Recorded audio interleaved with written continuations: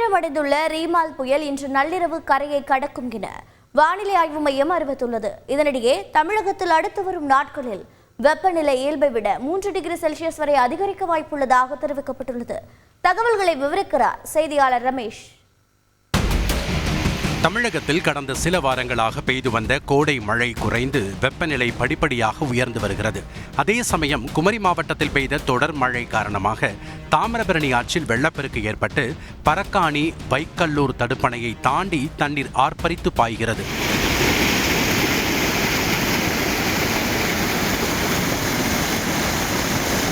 பேச்சிப்பாறை அணையில் தண்ணீர் திறக்கப்பட்டுள்ளதால் கோதையாறு, பரளியாறு, வள்ளியாறு ஆகிய ஆறுகளில் வெள்ளப்பெருக்கு ஏற்பட்டுள்ளது.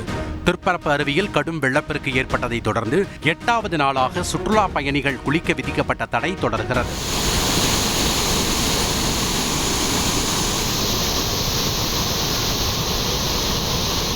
இதனிடையே மழையால் வரத்து குறைந்ததால் தூத்துக்குடி, கோவை உள்ளிட்ட பல்வேறு நகரங்களில் காய்கறிகளின் விலை கடுமையாக உயர்ந்துள்ளது. மறுபுறம் வங்கக்கடலில் நிலை கொண்டுள்ள ரிமால் புயல் தீவிர புயலாக வலுவடைந்து வங்கதேசம், சாகர் தீவு இடையே இன்று நள்ளிரவு கரையை கடக்கும் என வானிலை மையம் தெரிவித்துள்ளது. புயல் முன்னெச்சரிக்கையாக கொல்கத்தா விமான நிலையம் நாளை காலை 9 மணி வரை மூடப்பட்டுள்ளதால் 394 உள்நாட்டு மற்றும் சர்வதேச விமானங்கள் ரத்து செய்யப்பட்டுள்ளன. செய்தியாளர் ரமேஷ் வழங்கும் கூடுதல் தகவல்.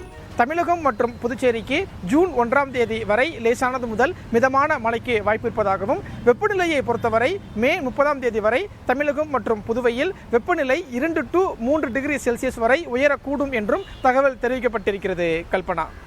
நன்றி ரமேஷ். செய்திகளை உடனுக்குடன் தெரிந்து கொள்ள உடனே சப்ஸ்கிரைப் பண்ணுங்க.